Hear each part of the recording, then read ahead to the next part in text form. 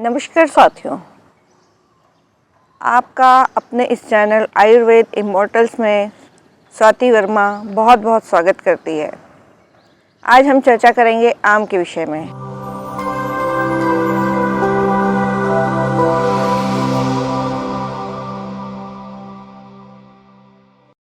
आम, आम्रक, वसंत दूत, mango, Mangifera indica, ये सारे नाम इसके विभिन्न भाषाओं में लिए जाते हैं। यह जो है भारत के सभी स्थानों पर बहुतायत से पाया जाता है। इसके गुणधर्म की बात की जाए तो जो कच्ची कैरी होती है वह कसैली, खट्टी, सुगंधित, गरम, रुचिकारक, मलरोधक, रूखी, कांति प्रदान करने वाली यानी चेहरे पर चमक लाने वाली, वात पित्तवर्धक, कंठ रोग, डायरिया या योनि दोष, उन सब में ये ठीक करने वाली होती है। यदि हम कॉमनली देखें तो हमारे भारतीय परिवारों में इसके अचार का बहुतायत से उपयोग होता है। ये अचार जो रहता है वह भूख बढ़ाने का काम करता है।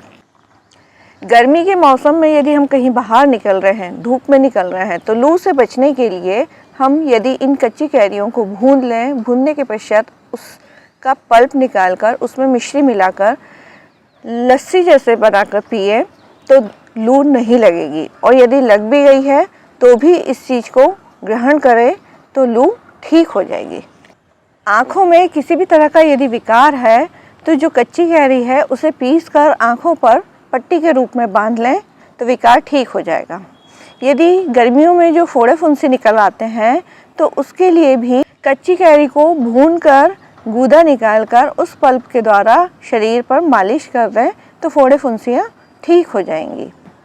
यदि किसी भी तरह की ततैया या मकड़ी आदि ने काट लिया हो तो उसका विष दूर करने के लिए अमचूर को पानी में भिगोकर पीस लेते हैं और फिर वो लेप जो है उस कांटे वाले स्थान पर लगा लेते हैं। अब बात करते हैं पके आम की। पका आम जो कि रुचिकारक, सुगंधित, मीठा, वातकारक, बल और वीर को बढ़ाने वाला, भारी और कफवर्धक होता है। एक स्पेशलिटी बताते हैं कि यदि आम को हम चूस के खाते हैं, उसको ऐसा नरम कर ले और उसके बाद उसे चूस कर यदि हम खाते हैं तो वो शीतल, हल्का, वात रहित और बल और वीर को बढ़ाने वाला होता है। एक और विशेष चीज़ बताते हैं कि जब यदि चूस कर हम आम खाते हैं तो यह आँखों के लिए हितकारी होता है। यदि हम कच्चा आम ज़्यादा खा लें तो उसके ऊपर सौंठ का पानी या जीरा और काला नमक ये ले लें। वैसे तो खट्टा आम जो रहता है वो अपने आप में भूख कम कर देता है, रुधिर में विकार ला देता है और नेत्रों से संबंध भी पीड़ा प्रारंभ हो जाती है। यदि आम चाकू से काट कर खाया जाए तो ये जो आम है वो मधुर, शीतल, रुचिकारक, धातु को बढ़ाने वाला, बल को बढ़ाने वाला और वात पित्त जो है उसको नाश करता है। एक चीज़ का विशेष ध्यान रखें, यदि आम खाएं तो उसके ऊपर पानी ना पिएं, क्योंकि इससे कॉलरा या डायरिया होने की संभावना रहती है। अब यदि डायरिया हो गया हो तो ऐसी स्थिति में जो आम की गुठली के अंदर से गिरी निकलती है वो करीब 2 तोला ले लें और उसके 2-2 भाग कर लें। उसमें से एक भाग को पानी में पका लें और दूसरे भाग को कच्चा ही रहने दें। फिर उसके बाद दोनों को पीस कर दिन में 3 बार दही के साथ सेवन करें और खाने में केवल दही और चावल ही ग्रहण करें तो डायरिया ठीक हो जाएगा। यदि हैजा या कॉलेरा हो गया है तो आम के पत्ते, करीब 2 तोले आम के पत्ते कुचल कर आधे लीटर पानी में उबालें और जब पानी 1/4 शेष रह जाए तो उसे छान कर गुनगुने अवस्था में ही ग्रहण करें तो लाभ मिलेगा। जिनका लीवर कमज़ोर हो वे लोग आम के पत्ते को चाय की तरह उबाल कर पिएं या फिर जो आम के पत्ते रहते हैं वो करीब 1 पाव पानी में उबाल लें और जब पानी आधा शेष रह जाए तो उसे छान कर उसमें दूध और शक्कर मिलाकर सुबह सुबह ग्रहण करें। ये जो काढ़ा है यह डायबिटिक पर्सन्स के लिए भी उपयोगी है। जिन्हें खाज और खुजली की समस्या है, एक्जिमा से रिलेटेड प्रॉब्लम है, तो वे लोग आम की चेप यानी कि आम को जब टहनी से तोड़ा जाता है तो एक जो लिक्विड निकलता है उसे चेप कहते हैं, वो चेप खुजली वाले स्थान पर लगा लें तो खुजली जड़ से ठीक हो जाएगी। प्रारंभ में थोड़ा सा छाला आएगा और फिर वो छाला फूट कर ठीक हो जाएगा, तो आपकी प्रॉब्लम हमेशा के लिए ठीक हो जाएगी।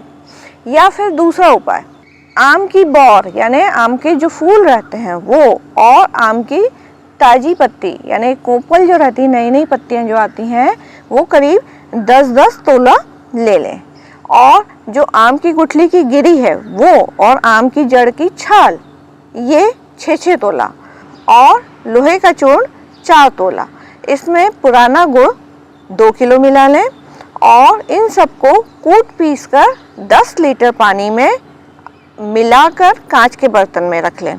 फिर प्रतिदिन सुबह शाम आम की लकड़ी से हिलाएं और 15 दिन तक रोज सुबह शाम करीब 75 ml के आसपास छान कर उसमें 2 तोले मिश्री मिलाकर पी लें तो खुजली की समस्या पूरी तरह समाप्त हो जाएगी। गर्मियों में जो घमौरी हो जाती है उसके लिए आम को भून लें और उस पल्प के द्वारा मालिश करें, घमौरियाँ ठीक हो जाएंगी।